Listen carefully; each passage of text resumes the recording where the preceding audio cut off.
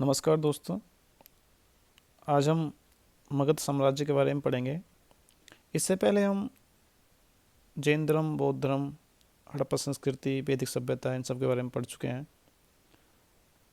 तो मगध साम्राज्य क्या था कि पहले जो भारत देश था वो छोटे छोटे जनपदों और बड़े महाजनपदों में बटा हुआ था। पूरे भारत देश में 16 महाजनपद थे उस समय, और उन 16 महाजनपदों में से एक महाजनपद था मगध साम्राज्य। मगध साम्राज्य इम्पोर्टेंट इसलिए है क्योंकि यही साम्राज्य था जिसमें कहा जाता है कि सबसे पुराना वंश, जो सबसे पहले वंश भारत देश में आया, वह राज करता था। वह उस वंश का नाम था हर्यक वंश।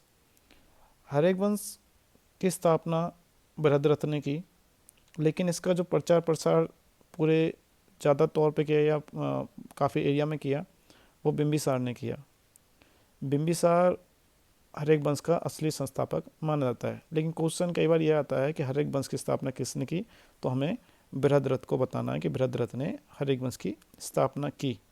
ठीक है। और असली रूप में हर्यक वंश का प्रचार प्रसार किसने किया, तो वो किया बिंबिसार ने। बिंबिसार का अपने राज का प्रचार प्रसार करने में जो योगदान था वो इसकी कूटनीति, इसकी राजनीति थी। राजनीति थी क्या, इसने अलग अलग राज्यों से लड़ाइयाँ की। जब लड़ाइयाँ वह जीत नहीं पाया तो इसने वहाँ से संबंध बनाने शुरू कर दिए।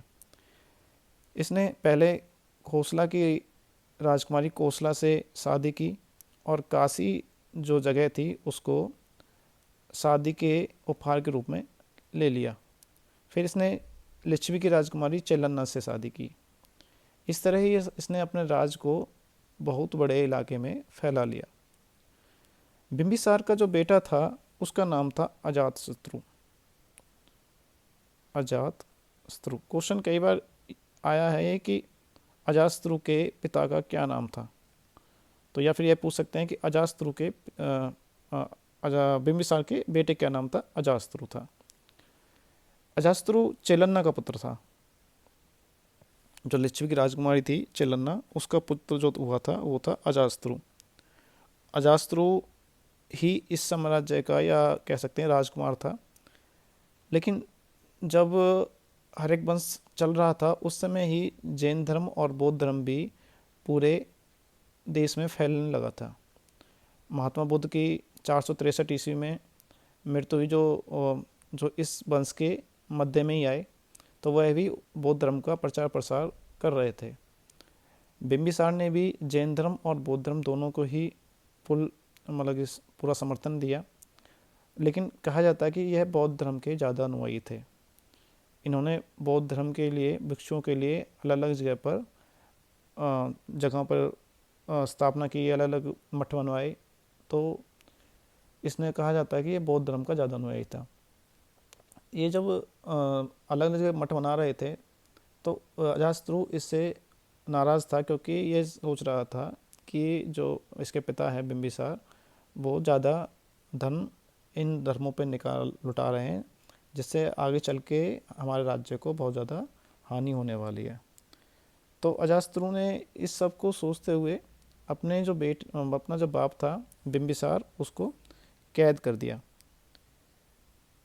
कुछ जैनिज्म जो किताबें हैं उनमें कहा गया है कि इसने अपने पिता की हत्या तभी कर दी थी। लेकिन कुछ बुद्धिज्म जो किताबें हैं उनमें कहा जाता है कि जो अजातशत्रु है उसने अपने पिता को सिर्फ कैद किया था, हत्या नहीं की थी। वह कैद में रहते हुए ही मर गए थे। अजातशत्रु अजातशत्रु के जो बेटे का नाम था वो था उदाइन। उदाइन उदाइन अजातशत्रु के बेटे का नाम था। अजातशत्रु को कुनीक भी कहा जाता है। कुनीक। क्वेश्चन बनता है कि कुनीक किस राजा को कहा जाता है, तो कुनीक कहा जाता है अजातशत्रु को।